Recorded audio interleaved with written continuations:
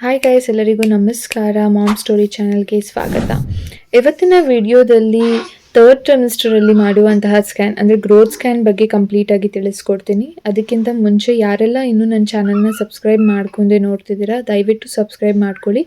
ಪಕ್ಕದಲ್ಲಿರುವಂತಹ bell ಐಕಾನ್ನ click ಮಾಡಿ. So ವಿಡಿಯೋನ start ಮಾಡೋಣ.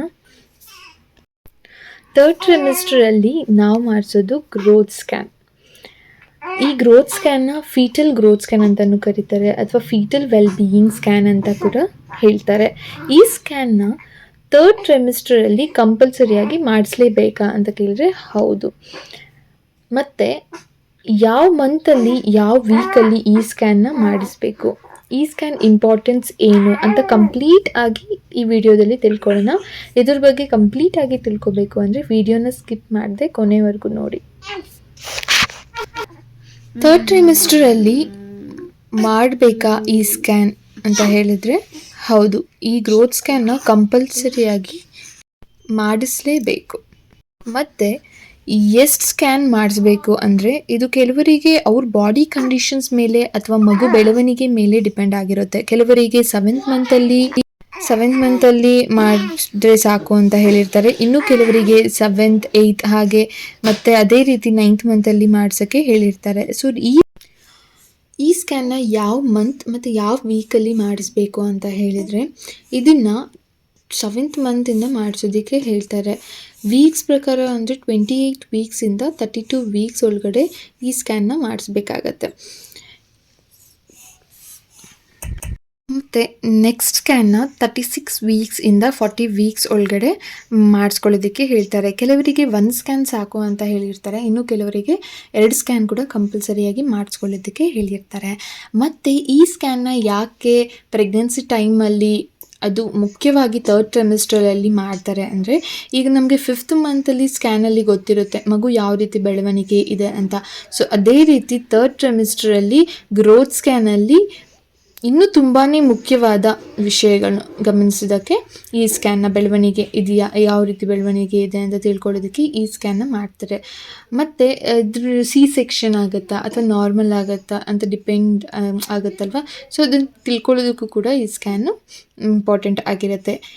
ಈ ಸ್ಕ್ಯಾನ್ ಸೆಕೆಂಡ್ ಟ್ರೈಮಿಸ್ಟರಲ್ಲಿ ಮುಖ್ಯವಾಗಿ ಮಾಡೋ ರೀಸನ್ ಏನಂದರೆ ಬೇಬಿ ಪೊಸಿಷನ್ನ ತಿಳ್ಕೊಳ್ಳೋದಕ್ಕೆ. ಈಗ ಪೊಸಿಷನ್ಸಲ್ಲಿ ಬೇರೆ ಬೇರೆ ರೀತಿ ಇದೆ. ಬ್ರೀಚ್ ಪೊಸಿಷನ್ ಇದೆ, ಸೆಫಾಲಿಕ್ ಪೊಸಿಷನ್ ಇದೆ, ಟ್ರಾನ್ಸ್ಫರ್ಸ್ ಪೊಸಿಷನ್ ಇದೆ. ಸೊ ಇದ್ರ ಮೇಲೆ ನಾರ್ಮಲಾ ಸಿಸರಿನಾ ಅಂತಲೂ ತಿಳ್ಕೊತಾರೆ. ಸಿಂಪಲಾಗಿ ಹೇಳ್ಬೇಕಂದ್ರೆ ಸೆಫಾಲಿಕ್ ಪೊಸಿಷನ್ ಅಂದರೆ ಮಗು ತಲೆ ಕೆಳಗಿದೆಯಾ ಅಂತ. ಬ್ರಿಡ್ಜ್ ಪೊಸಿಷನ್ ಅಂದರೆ ಮಗು ತಲೆ ಮೇಲೇ ಇರೋದು, ಕಾಲು ಕೆಳಗೆ ಇರೋದು ಅಂತ. ಟ್ರಾನ್ಸ್ಫರ್ಸ್ ಅಂದರೆ ತಲೆ ಲೆಫ್ಟ್ ಸೈಡ್ ಅಥವಾ ರೈಟ್ ಸೈಡ್ ಇದೆ, ಕಾಲು ಅಪೋಸಿಟಲ್ಲಿ ಇರುತ್ತೆ. ಮತ್ತು ನೆಕ್ಸ್ಟ್ ಸ್ಟೆಪ್ ಏನಂದರೆ ಮಗು ಮೂಮೆಂಟ್ಸ್ ಕರೆಕ್ಟಾಗಿ ಇದೆಯಾ, ಕಿಕ್ಸ್ ಕರೆಕ್ಟಾಗಿ ಇದೆಯಾ ಅಂತ ತಿಳ್ಕೊಳ್ಳೋದಕ್ಕೆ ಈ ಸ್ಕ್ಯಾನ್ ತುಂಬಾ ಇಂಪಾರ್ಟೆಂಟ್ ಆಗಿರುತ್ತೆ. ಮತ್ತು ಮಗು ಕರೆಕ್ಟಾಗಿ ಉಸಿರಾಡ್ತಿದೆಯಾ ಅಂತ ಚೆಕ್ ಮಾಡೋದಕ್ಕೆ ಈ ಸ್ಕ್ಯಾನ್ ಮಾಡ್ತಾರೆ. ಮತ್ತು ಆಮ್ನಿಯಾಟಿಕ್ ಫ್ಲೂಯಿಡ್ ಅಂದರೆ ನೀರು, ಮಗುವಿನ ಸುತ್ತ ಕರೆಕ್ಟಾಗಿ ನೀರು ಇದೆಯಾ ಅಂತ ಚೆಕ್ ಮಾಡೋದಕ್ಕೆ ಈ ಸ್ಕ್ಯಾನ್ನ ಮಾಡ್ತಾರೆ. ಯಾಕೆ ಅಂದರೆ ಇವಾಗ 7th ಮಂತಲ್ಲಿ ಮಗು ದೊಡ್ಡದಾಗ್ತಿರತ್ತಲ್ವ, ಈ ಟೈಮಲ್ಲಿ ಮಗುವಿನ ಸುತ್ತಲಿರುವ ನೀರು ಕರೆಕ್ಟಾಗಿರಬೇಕು. ಮಗುವಿನ ಸುತ್ತಿರುವ ನೀರು ಜಾಸ್ತಿ ಇದ್ರೂ ತೊಂದರೆನೇ, ಕಡಿಮೆ ಇದ್ರೂ ತೊಂದರೆ ಆಗುತ್ತೆ. ನಾರ್ಮಲ್ ಆಗಿದೆ ಅಂದರೆ ಡಾಕ್ಟರ್ ಹೇಳ್ತಾರೆ ನಾರ್ಮಲ್ ಆಗಿದೆ, ನೋ ನೀಡ್ ಟು ವರಿ ಅಂತ. ಏನಾದರೂ ಮಗುವಿನ ಸುತ್ತ ಇರುವ ನೀರು ಜಾಸ್ತಿ ಇದೆ ಅಂದರೆ ಅದಕ್ಕೆ ಟ್ರೀಟ್ಮೆಂಟ್ಸ್ ಕೊಡ್ತಾರೆ. ಅವರು ಟ್ರೀಟ್ಮೆಂಟ್ಸ್ ತಗೊಳ್ಳೋದಕ್ಕೆ ಹೇಳ್ತಾರೆ. ಕಡಿಮೆ ಆದರೂ ಕೂಡ ಏನು ಮಾಡಬೇಕು ಅಂತಲೂ ಹೇಳ್ತಾರೆ. ಮತ್ತು ಪ್ಲಾಸೆಂಟಾ ಪ್ರೆಸೆಂಟೇಷನ್ ಅಂದರೆ ಪ್ಲಾಸೆಂಟಾ ಲೋ ಲೇಯಿಂಗ್ ಇರುತ್ತೆ, ಕೆಲವರಿಗೆ ಫಂಡಲ್ ಆಂಟೀರಿಯರ್ ಇರುತ್ತೆ, ಗ್ರೇಡ್ 2 ಗ್ರೇಡ್ 1 ಅಂತ ಎಲ್ಲ ಇರುತ್ತೆ. ಸೊ ಇದನ್ನು ತಿಳ್ಕೊಳ್ಳೋದಕ್ಕೆ ಈ ಸ್ಕ್ಯಾನ್ನ ಮಾಡೋದಕ್ಕೆ ಹೇಳ್ತಾರೆ. ಅಂದರೆ ಬೆಳವಣಿಗೆ ಎಲ್ಲ ಕರೆಕ್ಟಾಗಿದೆಯಾ ಅಂತ ಚೆಕ್ ಮಾಡೋದಕ್ಕೆ. ನೆಕ್ಸ್ಟ್ ಏನಂದರೆ ಮಗು ಹಾರ್ಟ್ ರೇಟ್ ಎಷ್ಟು ಇದೆ, ನಾರ್ಮಲ್ ಇದೆಯಾ ಅಂತ ಚೆಕ್ ಮಾಡೋದಕ್ಕೆ. ಮತ್ತು ಬೇಬಿ ವೆಯ್ಟ್ ಎಷ್ಟಿದೆ ಅಂದರೆ ಜೆಸ್ಟೇಷನಲ್ ಏಜ್, ನೀವು ಮಾಡಿಸಿರುವಂತಹ ಸ್ಕ್ಯಾನಿಂಗ್ ಡೇಟಿನ ಮಗುವಿನ ಏಜ್ ಕರೆಕ್ಟಾಗಿ ಇದೆಯಾ, ಎಷ್ಟಿರಬೇಕು, ಎಷ್ಟಿದೆ, ಇದನ್ನೆಲ್ಲ ತಿಳ್ಕೊಳ್ಳೋದಕ್ಕೆ ಈ ಸ್ಕ್ಯಾನಿಂಗ್ ತುಂಬಾ ಇಂಪಾರ್ಟೆಂಟ್ ಆಗಿರುತ್ತೆ. ಮತ್ತು ನಮಗೆ ಮಗುವಿನ ಬಯೋಮೆಟ್ರಿಯಲ್ಲಿ ಕೊಟ್ಟಿರ್ತಾರೆ. ಮಗುವಿನ ಹೆಡ್ಡಿಂದ ಕಾಲುವರೆಗೂ ಎಷ್ಟು ಲೆಂತ್ ಇದೆ ಅಂತೆಲ್ಲನೂ ಕೊಟ್ಟಿರ್ತಾರೆ ನಿಮಗೆ. ಈಗ ನನ್ನ ಸ್ಕ್ಯಾನಿಂಗ್ ರಿಪೋರ್ಟ್ ಬಂದರೆ ನೀವು ಇಲ್ಲಿ ನೋಡ್ತಿರ್ಬೋದು USG ಆಬ್ಸ್ಟೆಟ್ರಿಕ್ ರಿಪೋರ್ಟ್ ಅಂತ ಇದೆ, ಅಂದರೆ ಗ್ರೋತ್ ರಿಪೋರ್ಟ್ ಅಂತ. ಸೊ ಇದ್ರ ಮೇಲೆ ನಿಮ್ಮದು ಪರ್ಸ್ನಲ್ ಡೀಟೇಲ್ಸ್ನ ಕೊಟ್ಟಿರ್ತಾರೆ, ನಿಮ್ಮ ಹೆಸರು, ಏಜು, ಅಡ್ರೆಸ್ ಎಲ್ಲ ಕೊಟ್ಟಿರ್ತಾರೆ, ಯಾವ ಡೇಟ್ ಮಾಡಿಸ್ಕೊಂಡಿರೋದು ಅಂತೆಲ್ಲ. ಸೊ LMP ಅಂದರೆ ನನ್ನ ಲಾಸ್ಟ್ ಮಿನಿಸ್ಟ್ರಲ್ ಪೀರಿಯಡ್ ಡೇಟ್ ಕೊಟ್ಟಿದ್ದಾರೆ, ಅಂದರೆ ನಂದು ಲಾಸ್ಟ್ ಮೆನಿಸ್ಟ್ರಲ್ ಪೀರಿಯಡ್ ಡೇಟ್ ಕೊಟ್ಟಿದ್ದಾರೆ ಮೇಯಲ್ಲಿ. ಸೊ ನೆಕ್ಸ್ಟ್ ನೀವು ಇಲ್ಲಿ ನೋಡ್ತಿರ್ಬೋದು ನನ್ನ ಸ್ಕ್ಯಾನಿಂಗ್ ಮಾಡಿದ ದಿನ, ಅಂದರೆ ನಾನು ಸ್ಕ್ಯಾನಿಂಗ್ ಮಾಡಿಸಿದ್ದು ಡಿಸೆಂಬರ್ 20ಗೆ. ಸೊ ಅವತ್ತಿಗೆ ನನಗೆ 29 ವೀಕ್ಸ್ 3 ಡೇಸ್ ಆಗಿತ್ತು. ಸೊ ಲಾಸ್ಟ್ ನನಗೆ ಡೆಲಿವರಿ ಡೇಟ್ ಕೊಟ್ಟಿರೋದು ಮಾರ್ಚ್ ಅಂತ ಕೊಟ್ಟಿದ್ರು 3ಗೆ. ಸೊ ಫೆಟಲ್ ಬಯೋಮೆಟ್ರಿ ಅಂದರೆ ಮಗುವಿನ ತಲೆಯಿಂದ ಕಾಲಿನವರೆಗೆ ಇರುವಂತಹ ಅಳತೆ BPD, ಇದ್ರ ಬಗ್ಗೆ ಎಲ್ಲ ನಾನು ಲಾಸ್ಟ್ ವಿಡಿಯೋಯಲ್ಲಿ ಕಂಪ್ಲೀಟಾಗಿ ತಿಳಿಸಿದ್ದೀನಿ. BPD, HC, AC, FL ಇದೆಲ್ಲ ಹೇಳಿದ್ದೀನಿ. ಅಂದರೆ ವೀಕ್ಸ್ ಆ ವೀಕ್ ಪ್ರಕಾರ ಎಷ್ಟಿದೆ ಅಂತ ಕೊಟ್ಟಿದ್ದಾರೆ, ಓಕೆನಾ. BPD ಅಂದರೆ ಬೈಪರಾಟ್ರಲ್ ಡಯಾಮೀಟರ್ ಅಂತ ಹೇಳ್ತೀವಿ, HC ಹೆಡ್ ಸರ್ಕಂಫರೆನ್ಸ್ ಅಂತ, ಮತ್ತು ಅಬ್ಡಾಮಿನಲ್ ಸರ್ಕಂಫರೆನ್ಸ್, ಫೆಮುರಲ್ ಅಂತ ಹೇಳ್ತೀವಿ, FL ಅಂತೆ. ಇದೆಲ್ಲ ನಿಮಗೆ ಆ ಜಸ್ಟೇಷನಲ್ ಏಜಿಗೆ ಎಷ್ಟಿದೆ ಅಂತ ಕೊಟ್ಟಿರ್ತಾರೆ ನೋಡಿ ಇಲ್ಲಿ. ನೆಕ್ಸ್ಟ್ ಆವ್ರೇಜ್ ಜಸ್ಟೇಷನಲ್ ಏಜ್ ಅಂದರೆ 29 ವೀಕ್ 6 ಡೇಸಿಗೆ +2 ವೀಕ್ಸ್ ಅಂತ ಕೊಟ್ಟಿದ್ದಾರೆ ಮಾಡಿಸಿರುವಂತಹ ಸ್ಕ್ಯಾನಿಂಗ್ ಪ್ರಕಾರ. ಎಸ್ಟಿಮೇಟೆಡ್ ಫೆಟಲ್ ವೆಯ್ಟ್, ಮಗು ವೆಯ್ಟ್ ಎಷ್ಟಿದೆ ಅಂದರೆ 1420, ಅಂದರೆ 1 kg 420 ಗ್ರಾಮ್ಸ್ ±210 ಗ್ರಾಮ್ಸ್ ಅಂತ ಹೇಳಿದ್ದಾರೆ. ಬಟ್ ಡಾಕ್ಟರ್ ನನಗೆ ಅಟ್ಲೀಸ್ಟ್ 1.7 ಆದರೂ ಇರಬೇಕಿತ್ತು ಅಂತ ಹೇಳಿದರು. 1.7ಇಂದ 1.8ವರೆಗೂ ಇರಬೇಕು ಅಂತ ಹೇಳಿದರು. ನೆಕ್ಸ್ಟು ಕಾರ್ಡಿಯಾಕ್ ಆ್ಯಕ್ಟಿವಿಟಿ ಅಂದರೆ ಮಗುವಿನ heart rate 160 beats per minute ಇದೆ ಅಂತ ಹೇಳಿದ್ದಾರೆ. ನೆಕ್ಸ್ಟು ನಮಗೆ ಪ್ಲಾಸೆಂಟಾ ಯಾವ ಪೊಸಿಷನ್, ಫಂಡಲ್ ಆ್ಯಂಡ್ ಆಂಟಿರಿಯರ್ ಇದೆ. ನನಗೆ ಪ್ಲಾಸೆಂಟಾ ಗ್ರೇಡ್ 2 ಅಲ್ಲಿದೆ ಅಂತ ಕೊಟ್ಟಿದ್ದಾರೆ. ಲಿಕ್ವಿಡ್ ಅಡಿಕ್ವೇಟ್ ಅಂದರೆ ಮಗುವಿನ ಸುತ್ತಲಿರುವ ನೀರು 13.5 cms ಅಂತ ಕೊಟ್ಟಿದ್ದಾರೆ.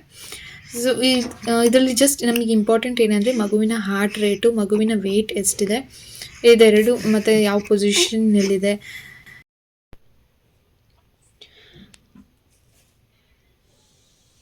ಮತ್ತು ನೀರು, ಮಗುವಿನ ಸುತ್ತ ಇರುವ ನೀರೆಲ್ಲ ನಾರ್ಮಲ್ ಆಗಿದೆಯಾ ಅಂತ ಚೆಕ್ ಮಾಡೋದಕ್ಕೆ ಈ ಸ್ಕ್ಯಾನ್ ತುಂಬಾ ಇಂಪಾರ್ಟೆಂಟ್ ಆಗಿರುತ್ತೆ. ಮತ್ತು ಕೆಳಗೆ ನೀವು ನೋಡ್ತಿರ್ಬೋದು single live intrauterine fetus of 29 weeks 6 days ±1 week ಅಂತ ಕೊಟ್ಟಿದ್ದಾರೆ. ಅಂದರೆ ಒಂದು ಮಗು ಜೀವಂತವಾಗಿ ಇದೆ ಅಂತ, ಓಕೆನಾ. ಸೊ ಇದು 29 ವೀಕ್ಸ್ 6 ಡೇಸ್ಗೆ ±1 ವೀಕ್ ಅಂತ ಕೊಟ್ಟಿದ್ದಾರೆ. ಈ ವೀಕಿಗೆ ಮಗು ಇದೆ ಅಂತ ಅಲ್ಲಿ ಕೊಟ್ಟಿರುವಂಥದ್ದು. ನೆಕ್ಸ್ಟ್ ಇಲ್ಲಿ ನೋಡ್ತಿರ್ಬೋದು growth nearly corresponds to LMP ಅಂದರೆ ಲಾಸ್ಟ್ ಮಿನಿಸ್ಟ್ರಲ್ ಪೀರಿಯಡ್ ಪ್ರಕಾರ ಎಷ್ಟು ಗ್ರೋತ್ ಇದೆ ಅಂತ, ಮಗುವಿನ ಗ್ರೋತ್ ಎಷ್ಟಿದೆ ಅಂತ, ಮತ್ತು ಸೆಫಾಲಿಕ್ ಪ್ರೆಸೆಂಟೇಷನ್ ಮಗುವಿನ ತಲೆ ಕೆಳಗೆ ಇದೆ ಅಂತ ಕೊಟ್ಟಿದ್ದಾರೆ. ಟೈಮ್ ಆಫ್ ಸ್ಕ್ಯಾನಲ್ಲಿ ಲಿಕ್ವಿಡ್ ಅಡಿಕಡಿ. ಮತ್ತು ಈ ಗ್ರೋತ್ ಸ್ಕ್ಯಾನಿಂದ ಗರ್ಲ್ ಬೇಬಿ ಆಗುತ್ತಾ ಬಾಯ್ ಬೇಬಿ ಆಗುತ್ತಾ ಅನ್ನೋದನ್ನ ಖಂಡಿತ ತಿಳ್ಕೊಳ್ಳೋದಕ್ಕಾಗಲ್ಲ. ಈಗ ಕೆಲವರಿಗೆ ಹಾರ್ಟ್ ಬೀಟ್ಸಿಂದ ಕಂಡುಹಿಡಿತೀವಿ ಅಂತ ಹೇಳ್ತಾರೆ, ಬಟ್ ಅದೆಲ್ಲ ಖಂಡಿತ ಸತ್ಯ ಅಲ್ಲ ಅಂತ ಹೇಳ್ತೀನಿ ನಾನು. ಮತ್ತು ಆಂಟೀರಿಯರ್ ಇದ್ರೆ ಗರ್ಲ್ ಬೇಬಿ, ಪೋಸ್ಟೀರಿಯರ್ ಇದ್ರೆ ಬಾಯ್ ಬೇಬಿ, ಪ್ಲಾಸೆಂಟಾ ಅಂತ ಹೇಳ್ತಾರೆ. ಇದೆರಡನ್ನ ನೋಡಿಕೊಂಡು ಗರ್ಲಾ ಬಾಯ್ ಅಂತ ಡಿಸೈಡ್ ಮಾಡ್ತಾರೆ, ಬಟ್ ಇದು ಖಂಡಿತ ತಪ್ಪು ಅಂತಲೇ ಹೇಳ್ತೀನಿ ನಾನು. ಇದೆಲ್ಲ ತಿಳ್ಕೊಳ್ಳೋದಕ್ಕೆ ಆಗಲ್ಲ. ಸೊ ಮಗು ಆಚೆ ಬಂದಾಗಲೇ ನಮಗೆ ಗೊತ್ತಾಗೋದು ಹುಡುಗಿ ಪಾಪುನ ಅಂತ. ಸೊ ಯಾವುದೇ ಮಗು ಆಗಲಿ ಕೂಡ ನಾವು ಇಷ್ಟಪಟ್ಟು ನೋಡ್ಕೋಬೇಕಾಗತ್ತೆ, ಅಷ್ಟೇ ನಾನು ಹೇಳೋದಕ್ಕೆ ಇಷ್ಟಪಡ್ತೀನಿ. Thank you so much, keep watching. ತುಂಬ ಜನ ಯಾವ ಪಾಪು ಆಗಿದೆ ಅಂತ ಕಮೆಂಟ್ಸ್ ಮಾಡ್ತಿದ್ದಾರೆ. ಗೆಸ್ ಮಾಡಿ ಗ್ರೋತ್ ಸ್ಕ್ಯಾನ್ ರಿಪೋರ್ಟ್ನ ನೋಡಿ. ಪಕ್ಕಾ ಅಪ್ಕಮಿಂಗ್ ವ್ಲಾಗ್ಸಲ್ಲಿ ಖಂಡಿತ ಯಾವ ಪಾಪು ಆಗಿದೆ ಅಂತ ತಿಳಿಸ್ಕೊಡ್ತೀನಿ. ನೆಕ್ಸ್ಟ್ ಯಾವ ರೀತಿ ವಿಡಿಯೋಸ್ ಬೇಕು ಅಂತ ಕೂಡ ಹೇಳಿ, ಖಂಡಿತ ಮಾಡ್ತೀನಿ. ಥ್ಯಾಂಕ್ ಯು, ಹೀಗೆ ಸಪೋರ್ಟ್ ಮಾಡ್ತೀರಿ.